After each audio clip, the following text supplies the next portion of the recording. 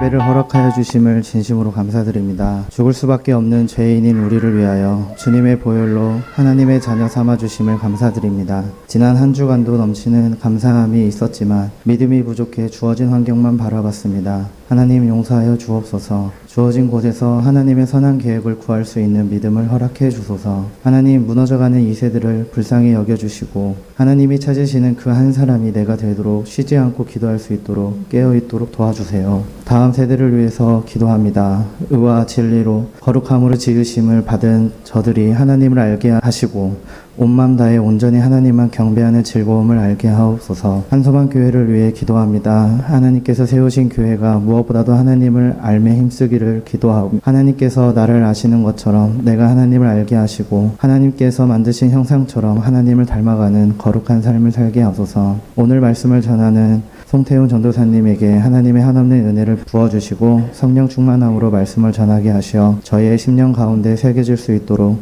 하나님 말씀에 순종함으로 나아가기를 원하며 예수님 이름으로 기도드립니다. 다 같이 봉독하겠습니다. 내가 너희에게 이르노니 사람이 무슨 무익한 말을 하든지 심판날에 이에 대하여 신문을 받으리니 내 말로 의롭다함을 받고 내 말로 정죄함을 받으리라. 아멘. 아이들을 키우시는 그 부모님들은 그 고민을 한다고 하더라고요. 얼마 전에 저도 그 새롭게 하소서에서 봤는데, 유아실에서 자녀들을 이제 육아하고 있으면 말씀은 들어오지 않고 한숨만 나오고 막 확 나오고 예배 딱 끝나고 나면 내가 오늘 뭐 했지 이 생각을 가지고 집으로 간다고 하시더라고요. 그런 다들 표정이 막 그 애기 엄마들이 막 맞아요. 근데 그 새롭게 하소서에 나오신 그 아마 집사님이신 것 같아요. 여자 집사님이. 저도 잠깐 아주 짧은 그 짤 릴스 같은 걸로 봤는데, 그렇게 힘든 와중에 막 기도를 했대요. 하나님, 내가 이렇게 예배드린 게 맞습니까? 하나도 말씀도 기억이 안 나고 아무것도 모르겠습니다. 정말 교회 나가는 것이 너무 힘듭니다 라고 말했더니 하나님께서 그 기도 가운데 그게 너의 예배다. 그것이 너의 예배다. 너가 정말 너무 힘들겠지만 그렇게 천하보다 귀한 너의 자녀를 하나님의 일꾼으로 세워가는 것이 그것이 너의 예배다 라고 금성을 듣고 난 이후부터는 아이들이 아무리 힘들게 해도 그래, 넌 하나님의 일꾼으로 잘하는 중이야. 내가 걸음이 되어주마. 그 마음으로 견딜 수 있게 되셨다고 하시더라고요. 네, 엄마 아빠도 힘내시길 바랍니다. 네, 엄마 아빠 힘내시길 바랍니다. 오늘 제가 드리고자 하는 말씀은 하나님께서 원하시는 성경적인 말이 무엇인가. 마태복음 36절 37절은 간단하게 요약하면 너의 입을 조심해라예요. 너의 입을 조심해라. 내가 의로운 말을 하면 넌 의롭다함을 받을 것이고, 너가 말로 정죄하면 너는 죄 써있죠. 내 말로 정죄함을 받으리라. 반대로 조금 반대로 생각하면 너가 네 입에서 나쁜 말을 하는 사람이면 너는 나쁜 놈이다. 이 얘기인 거죠. 그 나쁜 말과 착한 말의 기준이 다르겠지만 오늘은 특별히 성경 안에서 하나님께서 우리에게 어떤 말을 원하시는가에 대해서 좀 이야기해 보려고 합니다. 하나님이 원하시는 성경적인 말은 하나님의 영광에 되는 말일 것입니다. 하나님의 영광이 되는 말. 우리 입에서 나오는 모든 말들이 하나님의 영광을 위하여 사용되어져야 해요. 상대방을 막 만족시켜주기 위해서 우리가 뛰시는 직종에 계시는 분들은 이 말이 좀 공감이 되실 텐데, 상대방의 호감을 사기 위해서 내 마음에 없는 소리를 해야 될 때가 있어요. 네, 그렇죠. 저도 이렇게 가끔 음악을 하다 보면 정말 꼴보기 싫은 음악 감독에게 공연에 방해가 될 정도로 음악을 못 잡아준 음악 감독에게 가서 막 음악 감독님 너무 훌륭하세요. 오늘 노래가 너무 좋네요. 좋기는 속에서 막 열불이 나는데, 근데 가가지고 막 좋은 말을 하죠. 왜? 인간관계를 통해서 다음에 있을 내 공연에 이 사람이 그래도 조금이라도 정성을 써주길 바라는 마음으로 없는 말을 막 지어서 막 해요. 최근에 그 킹더랜드라는 그 드라마가 좀 핫했습니다. 근데 그 드라마를 보시면 그 남자 주인공 되게 잘생겼어요. 여자 주인공도 이뻐요. 네, 이름까지 잘 모르겠습니다만. 근데 그 호텔에 관한 호텔 본부장이고 호텔리어예요. 근데 그 여자 주인공 호텔리어에게 처음에 둘이 막 엄청 싫어해, 막 싸워요. 근데 그 본부장이 호텔에 와서 그 얘기를 합니다. 난 이 호텔을 가식적인 웃음이 없는 호텔로 만들겠다라고 얘기를 해요. 그리고 그것을 지켜나가는 일련의 과정 가운데서 둘이 사랑이 싹트죠. 그런 아름다운 러브 스토리가 있는 드라마예요. 왜 가식적이냐? 호텔리어들이 그 마음에도 없는 웃음으로 그 손님들을 대하는 게 싫다라는 거예요. 일하기 싫어 죽겠는데 억지로 웃는 그거 말고 너희들이 일하기가 너무 행복한 웃음이 절로 지어진 호텔을 만들겠다라고 해서 그 본부장이 그런 호텔을 만들어 가요. 마찬가지인 것 같습니다. 우리가 신앙생활함에 있어서 우리가 막 맨날 아이고 하나님 안 계시는 것 같아요. 안 계시는 것 같아요. 힘들 때 뭐 들리지가 않아. 가끔 그런 얘기 하잖아요. 혹시 뭐 힘드실 때 기도 응답 받으신 거 있습니까? 없죠. 그렇게 많이 기도 응답 받으신 분들 사실 많이 없으실 거예요. 없는데 그거를 은혜로 하나님의 영광을 드러내면서 하시는 분들은 하나님 때에 다 들어주실 거예요. 그리고 나는 너무 행복해. 그냥 그 기도하는 순간에 너무 행복해라고 막 그 와중에도 하나님을 높여드리며 경배를 해요. 근데 그렇지 않은 분들은 어떻게 합니까? 저 위에 계신 양반 내 말 안 들어줘. 아무 필요가 없어. 그냥 교회 그냥 나가는 거야. 그런 말을 들으면 그 어느 누가 그분의 얘기를 듣고 교회를 나가고 싶겠습니까? 하나님을 훌륭한 사랑 하나님으로 받아들이겠습니까? 그러지 않는다는 거예요. 그래서 여러분이 말씀을 하실 때에 정말 하나님의 영광이 되는 말들을 해야 될 필요가 있어요.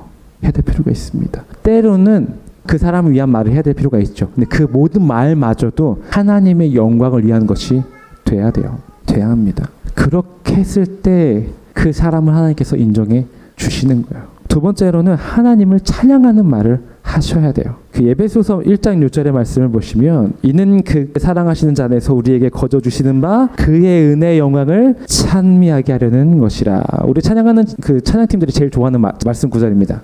마치 우리의 창조의 목적이 이유 같아, 이 말씀은. 그래서 실제로 제가 대학생 때부터 많은 찬양팀을 했지만 항상 모든 찬양팀은 이 말씀을 가지고 처음에 묵상을 많이 합니다. 그가 사랑하시는 자 안에서 우리에게 거저 주시는 바 그의 은혜의 영광을 찬미하게 하려는 것이라. 너무 은혜로운 말이죠.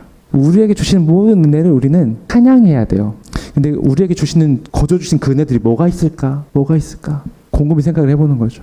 뭐가 있죠? 우리 곧 이 세상에 나올 아름다운 떡국이 하나님께 거저 주신 은혜 다 너무 귀중하죠. 근데 말씀은 그냥 너의 삶이에요. 너의 삶을 허락하신 하나님께 찬양과 영광을 올려라 라고 얘기를 하는 거죠. 그냥 우리가 이렇게 말하면 좀 그렇지만 가다가 새벽에 어저께 그랬어요. 하원이가 새벽 3시에 쉬가 마렵다고 화장실에 갔어요. 너 가요. 가다가 어둡잖아요. 하원이를 이제 쉬를 세우고 침대에 눕혀놓고 저도 화장실 갔다가 방 안에 딱 들어가려고 하는데 안 보이잖아요. 탁탁탁 팍 하고 새끼발가락이 문틈에 걸렸어요. 그 마음 아세요 여러분? 그 고통. 세상에서 그때만큼 내가 세상에 제일 아파요. 아파가지고 이러고 있는데 소리도 못 내고 애기 엄마 자고 있으니까 하원이가 저를 딱 보더니 아빠 뭐해? 아빠 뭐해? 아니야 아빠 괜찮아. 뭐하냐고. 혼자 이러고 있으니까. 근데 그 순간 생각했어요. 이 순간마저도 하원이가 아니라 내가 아픈 게 다행이구나. 하원이가 내가 아픈 게 다행이구나. 하원이가 부딪혀가지고 넘어져가지고 울었으면 집안이 난리가 났겠죠. 울고 애기 엄마 깨고 막 하니 막. 근데 차라리 내가 아프고 내가 소리를 삭히면서 그래 평화로운 저녁을 보낼 수 있음을 감사하자라고 생각하고 잠을 잤어요. 평화롭더라고요. 엄청 아팠어요. 한 30분도 잠을 못 자도 아팠지만 감사했어요. 우스갯소리 한 얘기지만 그 모든 때때로 우리에게 아픔이 주어지는 그 상황 가운데에서도 때때로 우리가 죽음을 직면하는 그 상황 가운데서도 우리는 하나님을 찬양해야. 대표적인 성령 인물이 사도 바울이 있죠. 다니엘도 그랬죠.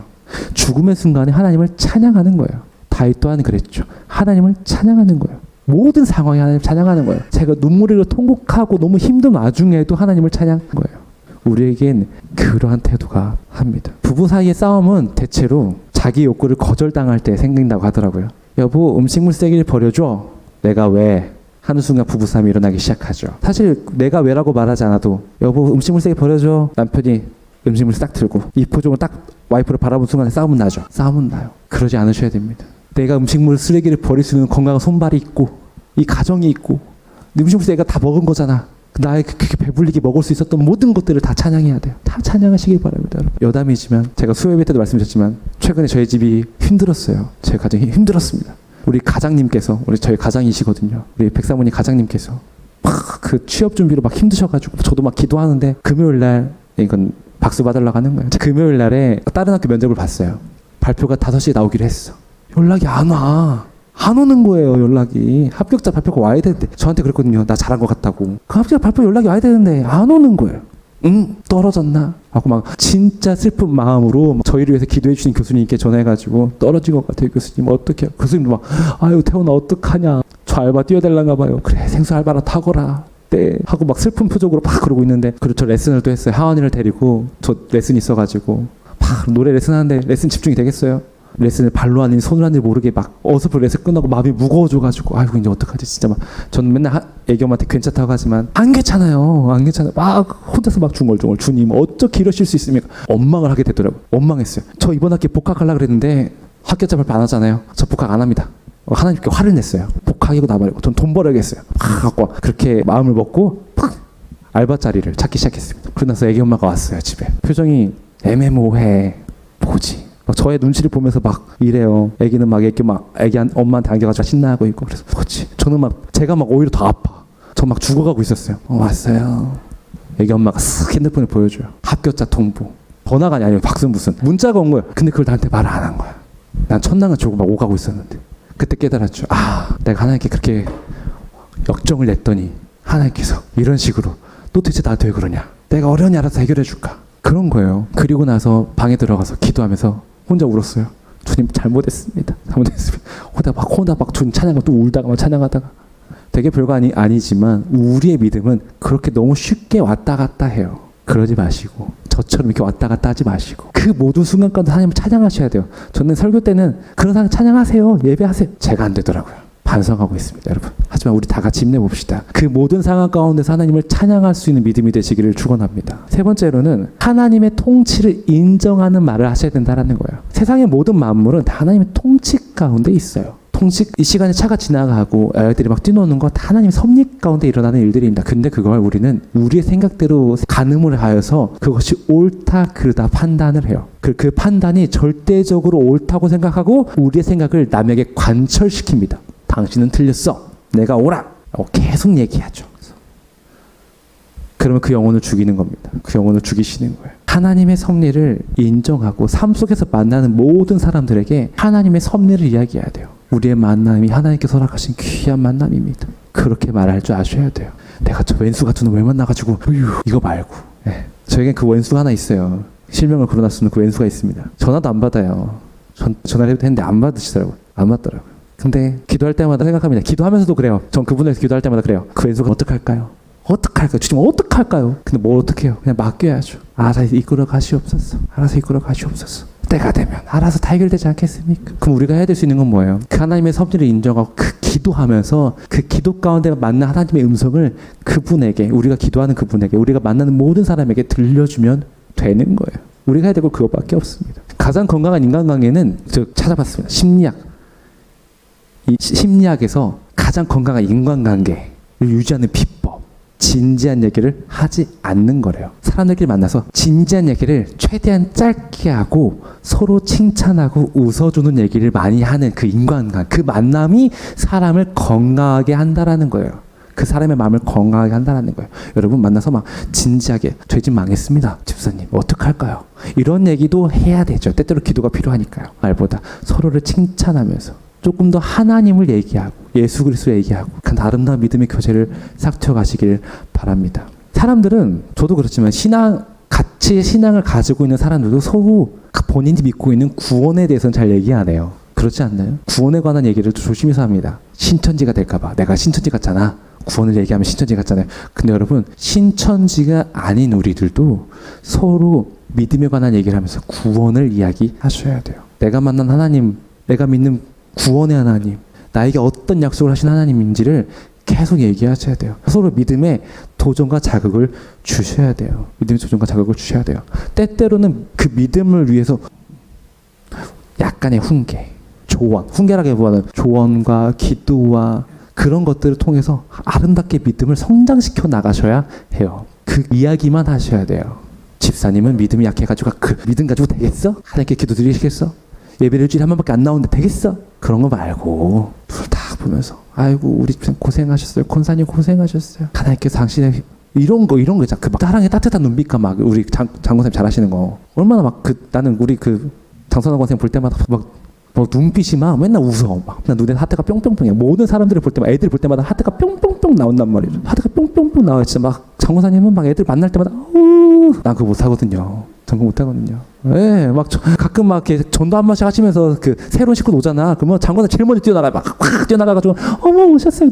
누구세요? 내가 봤을 때 초면이야 둘이. 초면에 막 새로 오신 분 쭈뼛쭈뼛 하고 있는데 어머 막 저게 믿음입니다, 여러분. 저게 믿음이에요. 그러면서 본인이 만난 하나님을 계속 얘기하는 거죠. 이끌어주려 노력을 하는 거예요. 때때로 그것이 누군가 보기에는 저 사람 처음 만났는데 왜 이렇게 저렇게 하지? 그렇게 생각하지 마세요. 그게 맞는 겁니다, 여러분. 그렇게 막 사랑으로 막 품어주면서 막 어떻게든 예수 그리스도의 복음을 증거하기 위해서 막 달려나가는 것이 올바른 믿음입니다. 그것을 입에 달고 사셔야 돼요. 달고 사셔야 돼요. 제가 최근에 그걸 제가 가르친 학생들한테 시도했다가 혼났습니다.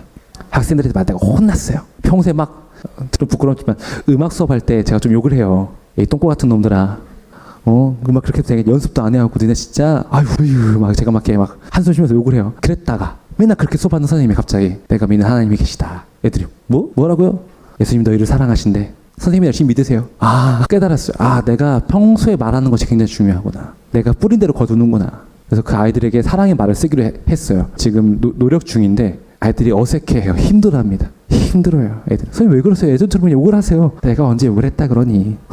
표정이 막 왜 이러거든요. 여러분 사랑의 언어와 예수 그리스도의 믿음을 심으셔야 돼요. 우리 행실을 통해서 심으셔야 돼요. 그렇게 구원을 계속해서 내가 만난 구원 하나님을 나를 이끌어 주신 그 하나님, 나를 구렁텅이에서 건져 주신 하나님을 계속해서 증거하셔야 돼요. 만날 때마다. 그리고 하나님의 뜻을 올바르게 전한 자가 되어야겠죠. 전 사실 이게 굉장히 중요하다고 생각해요. 믿음을 전할 수 있어요. 내가 만난 하나님을 증거할 수 있죠. 하지만 이 말씀을 열심히 믿고 이 말씀을 기반으로 전하셔야 돼요. 그렇지 않으면 신천지 같은 놈들이 나오는 거예요. 신천지 같은 놈들. 그럼 이렇게 그 이단 세미나를 했던 그런 영상들을 그 유튜브로 많이 봅니다. 자주 봐요. 그 신천지인들이 하는 그 설교도 가끔 찾아서 들어봐요. 왜 그러면 적을 알아야지. 절대 홀리지는 않습니다. 신천지 사상은 굉장히 부적절해요. 어떻게든 그 이만희를 신으로 만들기 위해서 엄청 노력하는 게 보입니다. 굉장히 보여요. 그러면서 막 서로 막 사랑한다 어쩐다 막 하는데 그것이 과연 참된 사랑과 믿음을 기반으로 한 것인가 봤을 때 너무 거짓부렁이가 많아요. 엄청 가식적이에요. 그 신천지뿐만 아니라 모든 이단들이 그 인간관계에서 그릇된 신앙관을 계속 주입하면서 가식적인 미소를 띄우고 막 어떻게 사람을 홀리기 위한 전략으로서 거짓된 선의와 친절을 베풀어요. 홀딱 넘어가면 그때부터 본성이 드러나죠. 집사님 헌금하셔야 돼. 더 나와야지. 더 헌신해. 그렇게 하다 보면 어느 순간 집도 있고 가정도 있고 자녀 다 떠나가죠. 가정을 파탄에 이르게 해요. 거짓된 진리로 저를 홀리려고 했던 저랑 친했던 예전에 다녔던 교회 그 중고등부 회장님이 계십니다. 청년부 회장님이셨어요. 아주 훌륭한 친구입니다. 공부도 잘하고 목표가 의대였어요. 공부도 열심히 하고 성경 공부도 맨날 하고 중고등부 때 제가 그 친구를 보면서 믿음을 배웠어요. 너무 훌륭한 친구예요. 동갑이었는데. 근데 그 친구가 3대 신천지에 빠졌어요. 엄마랑 함께. 아빠를 버리고 집을 나갔어요. 그리고 막 세월이 흘러가지고 제가 대학교 군대 가기 전쯤이었어요. 한 1년 정도 지났나 봐요. 우연찮게 이제 그때 싸이월드가 있었잖아요. 싸이월드가 딱 하는데 그 친구가 연락이 왔어요. 그래 만나자. 저 알바하고 있는 새벽에 왔어요. 신천지의 복음을 전하더라고요. 저한테 딱 만나자마자. 근데 그때는 좀 마음이 힘들 때 믿음이 약할 때라 흔들렸어요. 신천지 성경 공부를 따라갔습니다. 다음날 따라갔어요. 루루랄라 성경책 다 두고 갔는데 성경책을 내려놓으래. 프린터북으로 빡 두꺼운 걸 줘요. 공부를 가르쳐줘요. 근데 진짜 그럴듯해요. 살이 되고 뼈가 되는 말 같아. 우와 좋다 하고 막 하고 다음에 또 가기로 했어요. 약속을 딱 잡아놓고. 근데 바로 다음날 오라는데 제가 못 간다 그랬어요. 왜냐면 그때 당시에 저는 그 찬양 동아리에서 반주를 하고 있었는데 그 신대원 신학부생들 MT를 가는데 저희 찬양팀이 찬양 집회를 하러 가는 거였어요. 전 거기 반주를 하러 가야 되는 거였어요. 딱 갔는데 진짜 하나님께서 사람을 살리려면 이렇게까지 하시는구나 느꼈어요. 반주 딱 하는데 강사로 오시는 모든 목사님들이 다 이단 전문가들이야. 이단 세미나만 하는 거예요. 3박 4일 동안 특별히 신천지에 관해서 이틀 동안 아주 강력한 말씀을 전해주더니 깨달았죠. 잘못됐고 내가 그 사람의 달콤한 말을 흘려가지고 내가 얘 오늘 죽일 뻔했구나. 여러분 근데 그런 이단들뿐만 아니라 우리 또한 잘못된 신앙관을 가지고 우리의 부족한 신앙적 지식을 가지고 신앙적 조언을 하려고 하다 보면 그 사람의 영혼을 망가뜨릴 수 있어요. 우리 또한 경계하셔야 됩니다. 이단들만 영혼을 죽이는 게 아니에요. 한 번 교회 안에서 믿음의 공동체에서 상처를 받고 떠나신 분들은 안 와요. 교회로 못 돌아옵니다. 가고는 싶은데 또 상처받을까 봐. 그런 이들을 한 번, 두 번, 세 번 겪으면 그 사람은 하나님 품에서 완벽하게 떠나가게 됩니다. 그럼 그 영혼은 죽은 거죠. 그러지 않으면 우리가 올바른 진리에 바로 서서 참된 진리만을 가지고 복음을 증거하면서 그걸 입에 담으셔야 돼요.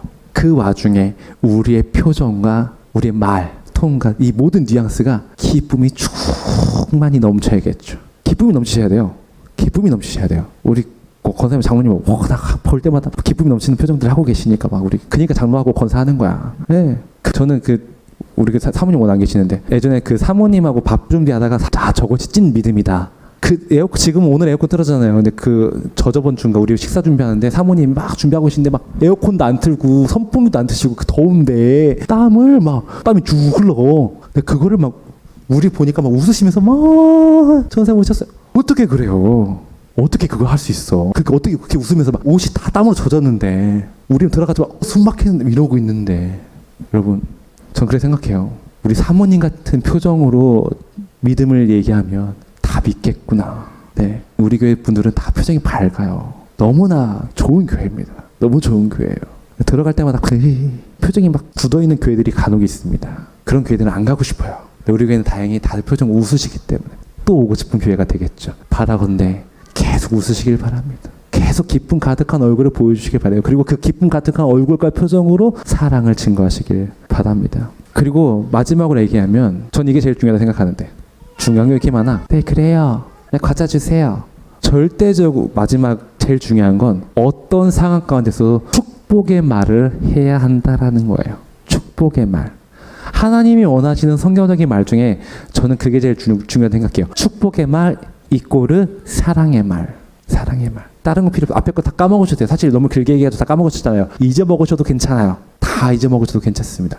이거 하나만 기억해 주세요. 사랑의 말, 축복의 말을 하셔야 돼요. 자녀들 교육에 관한 걸 얘기할 때 자녀들에게 사랑의 말, 축복의 말을 하라고 항상 배우잖아요. 그 배운 걸 그대로 써먹으면 너무 좋을 텐데 우리 그게 잘 안 돼요. 안 됩니다. 하은이가 가끔 저한테 그럴 때가 있어요. 아빠, 밥이나 드세요. 하은이가 저한테 그래요. 막 과자를 사오잖아요. 보면 과자를 나눠 먹으려고 하면 아빠 과자나 드세요. 표정도 이래요. 과자나 드세요. 딱 이 뉘앙스예요. 과자나 드세요. 얘가 왜 이러지? 이놈 왜 이러지? 그러다가 문득 그 다음날 알았어요. 제가 하은이에게 사탕을 주면서 하나 사탕이나 먹어. 이놈이 내 말을 똑같이 따라했구나. 송이 옆에서 스펙사머가 저보고 씹었더라고요. 맞아, 당신이 그래. 사람은 내가 말을 하는 대로 돌려받게 돼 있어요. 그렇죠? 우리 자녀들이 곰곰이 생각해 보셔요.